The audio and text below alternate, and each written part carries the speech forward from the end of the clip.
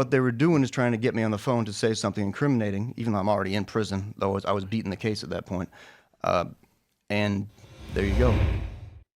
And I've never told this story before, but somebody actually attempted to frame me as the pipe bomber. Oh, really? Oh, Yeah. Please go on. We all get banned from DC, right? That's part of your pretrial whatever. Sorry, you were probably locked up for all that, but Yeah. they I don't was want you solitary back the in the whole neighborhood, right? So as soon as I was banned from DC, which is not surprising, and I didn't have any desire to go there. It was fine. I get a notification in my Gmail that I have a hotel checked out for Washington D.C. And I think to myself, well, that's awful strange. I certainly don't have any plans to go there in the next couple of days. What had happened was somebody had used my name, and I've been doxxed so many times it's not hard to get my information, to register me as going to D.C., and then called and told the cops or FBI or whoever that I was the pipe bomber and I'm on my way back. And so I call up my lawyer and I say, this is real strange. Why do I have a hotel reservation in D.C. that I didn't make? And the only reason it popped up in my Gmail is because they used my real email address and it popped up my calendar. Like I didn't get the reservation email. I just had a calendar notification. And this is how I found out that somebody attempted to sell me to the FBI as the pipe bomber. And this just keeps going on. I mean, even when I was locked up in prison, what's called the unit counselor got a call from my lawyer and says, I got some good legal news. Let me talk to Ochs, see about getting him out of there. So he calls me down. Of course, it's a conversation you want to have. But I detected some falsity in the situation because my lawyer had been dead for months. So I said, this probably isn't legitimate. Wow. What they were doing is trying to get me on the phone to say something incriminating, even though I'm already in prison, though I was beating the case at that point. And there you go. It's this. How much of this is the government? How much of this is leftist enthusiasts? You have to draw that line where you want. But this is the whole of our country went down this road for so long that we're just steering off of that. I have great hope for the future, but we have to be careful. If you are in any sort of political dissident circle, you have to understand what you're really up against, and it's not just the FBI. It's lawfare. And international entities, because I mean, think about like with FISA or Five Eyes, right? If our government can't spy on an American citizen, they'll just ask the UK to do it. Project Echelon. Yeah. You know what I'm saying? I'm probably banned from the UK and Australia. Well, I gotta check it out, but I don't think they're gonna let me in. We are dealing with a global phenomena. Yuri Bezmenov in the 80s talked about the global communist conspiracy, you guys. Okay, why would Yuri Bezmenov, a former KGB operative who's in charge of psychological warfare, tell the American people that there's a global communist conspiracy if there is not? And if we look at the UN, if we look at the WEF, they're communists. And what they want to do with 2030, Agenda 2030, is communist. The Great Reset, communist. And if you say that that's a conspiracy theory, Klaus Schwab's book is named The Great Reset. Right. Yeah. Right. Yeah. Jay, I wanna ask you. You've been a little bit on the quiet side. What was your experience? I'm a little bored. What was your experience like? Like how did they go to your house to pick you up? Did they have a raid? What was your experience like after the January 6th, the events January 6th? How long was it before they picked you up? Well, it was in March of 2021 when they put me on Twitter. A couple of photos from some video of me at the event.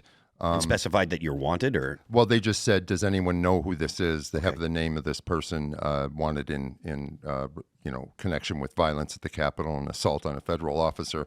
And people were like, "Oh yeah, it's Jay Johnston from this show, or Sarah Silverman show, or this other comedy show," and and that was unfortunate. But a couple people in the industry, some actors and stuff, called me out specifically. "Oh, that's Jay Johnson. I worked with him, and he said he was at the Capitol, and and I did this show with him, and Harmontown or whatever." And people that I barely knew were claiming to be good friends of mine to rat me out to the FBI, and I thought that was kind of interesting because they were just being puppets for a larger person who was in control of them. But I found that when that happened, everybody who I knew in Hollywood and in the entertainment industry basically turned their backs on me immediately. Yeah. And Well, half of J6ers got turned in by their family. These are worse statistics than like Stalinist Russia. Wow. When you ask yourself, "Oh, how could anybody turn their parents for having too much in their grain quota or whatever?" Like, we're not doing too much better here. A childhood friend of mine ratted me out to the FBI. wow, Yeah. really.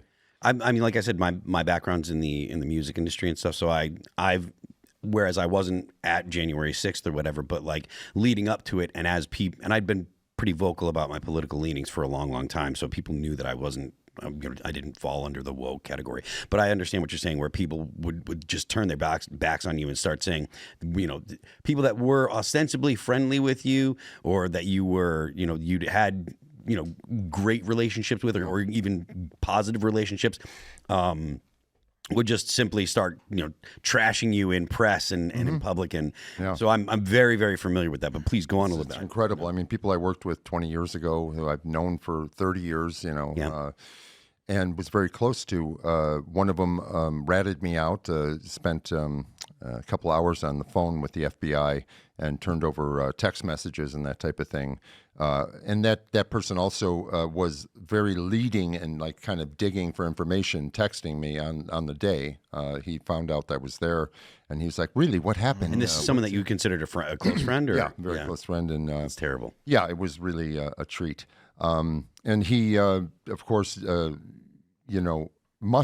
can't even imagine his mindset. Must be that, that guy I've known for years is obviously a terrorist, a domestic terrorist, and wants to destroy our way of life and whatever. I've no idea. It just seems like a cloud of nonsense descended upon people for the last few years. I mean, granted, this happened 4 years ago, but it hasn't let up, really. I mean, people still, that day when I was put on Twitter by the FBI ended. I mean, I got fired from my jobs, and I called my agent to say, well, I think I got fired from Bob's Burgers. I mean, and I don't know because nobody called me. Is this true? And my agent was basically like, we don't know about that, but we're firing you. Because we're downsizing. That's why, whatever. Yeah. So basically, that was all, gone immediately. And, they hired somebody to do an impression of my voice on the show, which is hilarious. And, it's pretty good. But, it's just like people that basically I had worked very, hand in hand with, side by side for years. Absolutely nobody reached out to me at all. I mean, I didn't feel like I could reach out to them because I knew I was a pariah, and I didn't. Did you live in California? Yeah, I'm in Los Angeles, and actually, you brought up Rodney King. I live near where Rodney King was beat up, so there's a little plaque on the corner. It's not so good. What you went through, though, was the intention of the psyop. Yeah. Yeah. Well, I think we all experienced that. Even in Texas, I had people that, I'm a ride or die buddy. Next thing I know, they don't answer your phone anymore. So you find out your friends really are. You go to jail. You find out. You figure, like I had family members of mine. One of them that I thought loved me very much said that I was a disgrace to the family name. And didn't even want me to mention at a family event while I was in prison. I mean, a lot of people have experienced some form of cancellation in the past 10 years. But I think the stuff that you guys have gone through, to be... I was already canceled, so my people are pretty good. Like, we already weeded them out. I mean, you say the wrong word, or you say the wrong thing, you make the wrong joke or whatever. This is a CCP system. Yeah, This is what they're doing. They're modeling themselves. Our culture is being modeled on CCP system in China. Well, and that's... Social credit score. That's because of who's in the government. So if we can talk about this, I really think it's important because there's a lot of people online that are complaining about a certain country, and I understand, okay? We're talking about Israel, okay? I understand what Israel is doing in the United States as far as lobbying and all that stuff. Guess what? China's doing it too. And so is Russia, and so is any other country that is going to get in this, country-wide gangbang that has been going on for a long, long, long time, okay? That's why we've been getting screwed. When Donald Trump came in and said, we're not doing this anymore, then their local whore decided to no longer be a whore, But now what we're seeing, though, is that, look at it like this. In Sun Tzu, Art of War, he said that if you want to know who your spies are, what you do is you take each of your generals into your tent individually, and you give them each a different piece of disinformation. And then when a certain piece of disinformation pops up in the enemy camp, you know who your spies are. You know where your leak is at. So it's like putting a different colored dye in each of your different little, Die holders. Yeah. So the idea here is that if we look and see who's pushing this Chinese agenda, this New World Order, One World Government, UN 2030 agenda, we see the dye in the water. We can see the networks of news organizations, newspapers, magazines, social media influencers, celebrities. We get to see the whole globalist apparatus if we know what to look for. Thanks for watching this clip from the Culture War podcast. We're live every Friday, 10 a.m. to noon, so subscribe and come hang out.